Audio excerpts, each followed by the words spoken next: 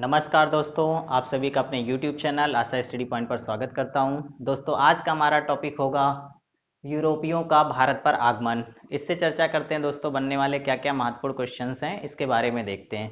पहले तो इनका क्रम देखते हैं, फिर इनके द्वारा स्थापित किए गए फैक्ट्रियां और इनके द्वारा किए गए कार्य ये कब तक भारत में रहे, ये सब सारी चीज़ें आज हम चर्चा करते हैं और देखते हैं जो भी आपके महत्वपूर्ण क्वेश्चन यहाँ से बनने वाले हैं। उम्मीद करते हैं कि वो सारे आपको एग्जाम में मिलें। आइए दोस्तों, पहले जो इम्पोर्टेंट पॉइंट है हमारा वो यही है कि क्रम आपका पूछा जाता है कि भारत में यूरोपियों का आगमन का क्रम क्या रहा। तो हम बात करें दोस्तों अगर, तो सबसे पहले पुर्तगाली आए। अगर इनके बारे में हम बात करें तो 1498 याद रखना है आपको। दूसरे जो आए डच आए, 1602 में आए। तीसरे हमारे पास अंग्रेज आए जो 1608 में आए। और चौथे जो हमारे पास आए डेनिस आए, 1616 में आए। और फ्रांसीसी लास्ट में आए जो 1664 में आए। तो ये सभी का आने का भारत में मेन उद्देश्य था व्यापार को बढ़ाना, क्योंकि भारत में ऐसा माना जाता था कि भारत एक समृद्ध देश था जहाँ पे बहुत सारे अमूल्य संपदाएं, सोना चांदी इस तरीके से काफ़ी हुआ करते थे और यहाँ के राजा महाराजा व्यापार के बहुत इच्छुक हुआ करते थे। तो इस तरीके से समय समय पर पुर्तगाली, डच, अंग्रेज, डेनिस, फ्रांसीसी भारत पर आए। कुछ बहुत कम समय तक रह पाए जिनका बहुत ज़्यादा इतिहास में जिक्र नहीं किया गया, तो उससे कोई भी ऑब्जेक्टिव क्वेश्चंस नहीं बनते हैं। कुछ लोग बहुत काफ़ी समय तक रहे, उनसे रिलेटेड ऑब्जेक्टिव बनते हैं, जिसमें अंग्रेजों का एक बहुत बड़ा साम्राज्य हमारे भारत पर हुकूमत का रहा, जिसके बारे में हम अभी आगे चर्चा करेंगे।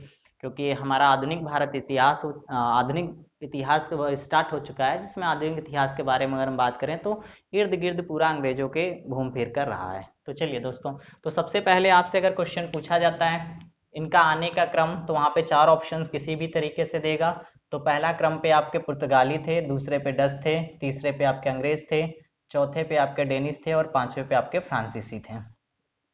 अब दोस्तों चर्चा करते हैं पुर्तगाली से संबंधित क्या क्या ऑब्जेक्टिव थे, कौन पुर्तगाली भारत में पहली बार आया था, उसने क्या क्या कार्य किया और पुर्तगालियों का साम्राज्य कब तक रहा भारत में।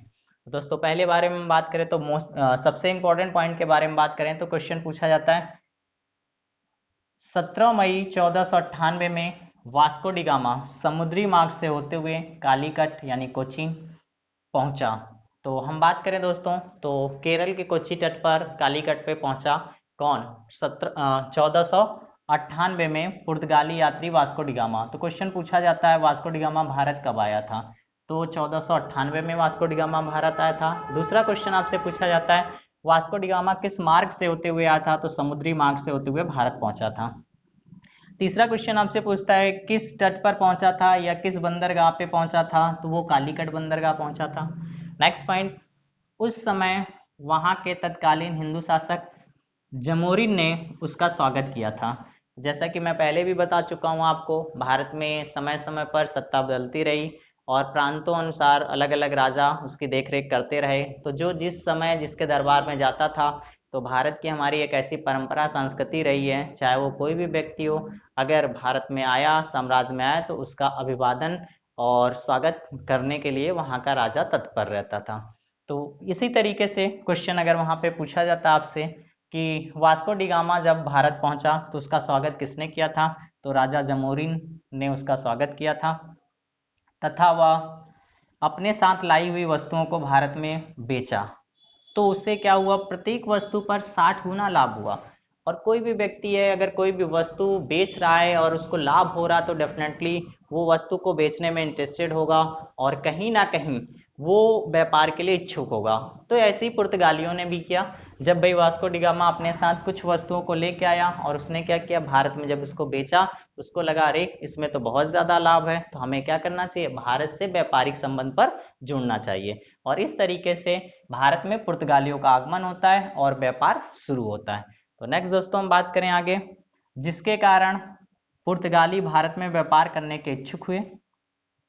1503 में पुर्तगालियों ने कोच्चि पर या कोचीन पर अपने पहले दुर्ग की स्थापना की। तो जो भी वस्तु ये मंगाते थे समुद्री मार्ग से, उनको रखने के लिए इनको कारखाने की आवश्यकता पड़ती थी या बड़े बड़े किले अनुसार बनाए गए भवनों को हम दुर्ग कहते थे। यानी अपने सामान को, वस्तु को रक्षा करने के लिए या वस्तु को सुरक्षित करने के लिए इस तरीके से ये क्या करते थे, कारखाने या दुर्ग की स्थापना करते थे। तो यहाँ पे अगर हम बात करें तो पुर्तगालियों ने अपने पहला दुर्ग भारत में कब बनाया, तो 1503 में बनाया।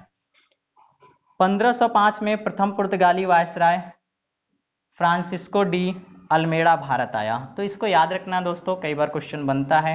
भारत में प्रथम पुर्तगाली वायसराय कौन आया था, तो फ्रांसिस्को डी अल्मेड़ा भारत आया था। इसका उद्देश्य क्या था, इसका उद्देश्य हिंद महासागर के व्यापार पर एकाधिकार स्थापित करना था। नेक्स्ट पॉइंट इंपॉर्टेंट बनता है, भारत में पुर्तगाली साम्राज्य का वास्तविक संस्थापक कौन था, तो अल्फांसो डी अल्बुकर्क था। यहाँ दोनों ही महत्वपूर्ण क्वेश्चंस हैं, इनको ध्यान देना होगा, अक्सर कंफ्यूजन आ जाता है, कंफ्यूजन नहीं करना है। क्वेश्चन आपसे पूछा जाता है प्रथम पुर्तगाली वायसराय कौन भारत में आया था, तो क्वेश्चन दोस्तों आप देंगे फ्रांसिस्को डी अल्मेड़ा।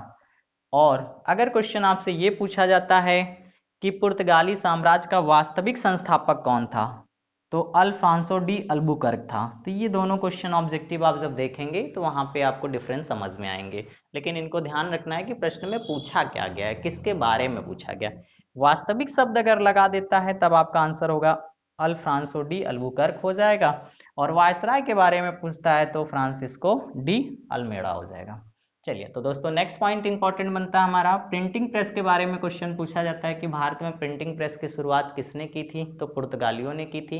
कब की थी, तो 1556 में गोवा में प्रिंटिंग प्रेस की स्थापना पुर्तगालियों ने की थी। तो ये ध्यान देना होगा आपको, प्रिंटिंग प्रेस की शुरुआत भारत में कहाँ से हुई थी, तो गोवा से हुई थी। कब हुई थी, तो 1556 में हुई थी। किसने किया था, तो पुर्तगालियों के द्वारा किया गया था। नेक्स्ट पॉइंट आपका दिया हुआ 1602 में तंबाकू की खेती की शुरुआत करी। भारत में तंबाकू आप सभी जानते हैं लोकप्रिय है, हर किसी को लगभग पसंद है, और कहीं ना कहीं बात करें तो भारत में तंबाकू का बहुत बड़ा उत्पादन भी किया जाता है। तो तंबाकू की शुरुआत के बारे में बात करें तो किसने की थी, पुर्तगालियों ने भारत में तंबाकू की शुरुआत यानी तंबाकू की खेती की शुरुआत की थी। कब की थी, तो 1602 में की थी।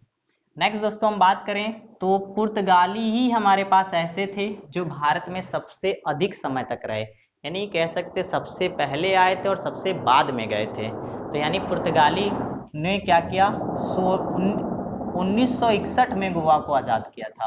यानी ये ध्यान देना होगा, पुर्तगाली आए कब थे, तो 1498 में वास्को डिगामा के समय से लेकर 1961 तक ये भारत में बने रहे, जो उन्होंने 1961 में गोवा को मुक्त किया था लास्ट में। तो ये ध्यान देना होगा आपको कि पुर्तगाली भारत से कब गए, तो 1961 में गए।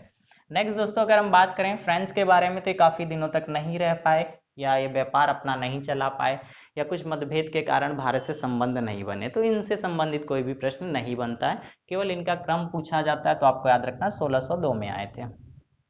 इसके बाद अंग्रेजों का आना जाना भारत में शुरू हुआ, तो अंग्रेजों से संबंधित चर्चा करते हैं। फिर अंग्रेजों का बुरा ही इतिहास रहा है जिसके बारे में चर्चा करेंगे। तो पहला पॉइंट दोस्तों अगर हम बात करें अंग्रेजों के बारे में, तो जॉर्ज मिल्टन हॉल प्रथम ब्रिटिश यात्री था जो थल मार्ग होते हुए 1599 में भारत आया था। तो याद रखना है आपको कि प्रथम ब्रिटिश यात्री कौन था, तो वो आपका जॉर्ज मिल्टन हॉल था, जो थल मार्ग से होते हुए 1599 में क्या हुआ था, भारत आया था। फिर 31 दिसंबर 1600 को ब्रिटेन की तत्कालीन महारानी एलिजाबेथ फर्स्ट द्वारा ईस्ट इंडिया कंपनी को पूर्व के साथ व्यापार करने के लिए एक अधिकार पत्र प्रदान किया गया। यानी ईस्ट इंडिया कंपनी के बारे में आप सभी जानते हैं, ईस्ट इंडिया कंपनी की स्थापना भारत में 1600 में हुई थी। वो किसके वजह से, तो महारानी एलिजाबेथ द्वारा सबसे पहले क्या किया गया था, भारत में अधिकार पत्र जारी किया गया था जिसमें इन्होंने व्यापार करने की अनुमति मांगी थी और ईस्ट इंडिया कंपनी की स्थापना की थी। नेक्स्ट बात करें तो 1608 में कैप्टन हॉकिंस प्रथम व्यापारी अंग्रेज यात्री था। तो ये याद रखना है, कैप्टन हॉकिंस कब आया था, तो 1608 में आया था। और कैप्टन हॉकिंस प्रथम व्यापारी अंग्रेज यात्री था जो सूरत पहुंचा। और हम बात करें 1600 में, तो उस समय हमारे पास शासक के बारे में बात करें तो जहांगीर शासक था। तो जो सूरत पहुंचा, जहां से वह जहांगीर से मिलने के लिए आगरा दरबार में गया, और जहांगीर के द्वारा इसके बीच में जो भी बातें हुई उससे जहांगीर बहुत प्रसन्न होता है और इसको वहाँ बसने की अनुमति देता है, मनसब प्रदान करता है और व्यापार करने का भी अधिकार दे देता है। तो क्वेश्चन यहाँ पे पूछा जाता है, अंग्रेजों को सबसे पहले व्यापार करने का अधिकार किसने दिया था? तो जहांगीर में। और जहांगीर के दरबार में कौन गया था? तो वहां पे आपका कैप्टन हॉकिंस हो जाएगा। तो दोस्तों एक बार फिर से टॉपिक को देखिए।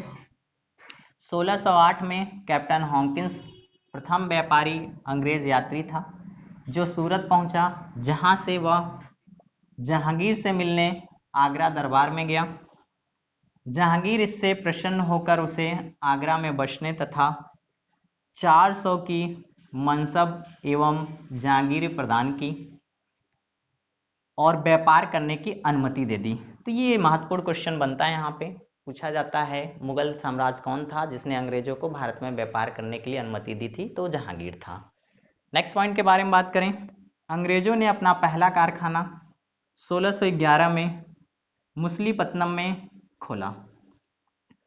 1661 में पुर्तगालियों ने अपनी राजकुमारी कैथरीन ब्रेगांजा का विवाह ब्रिटेन के राजा या राजकुमार चार्ल्स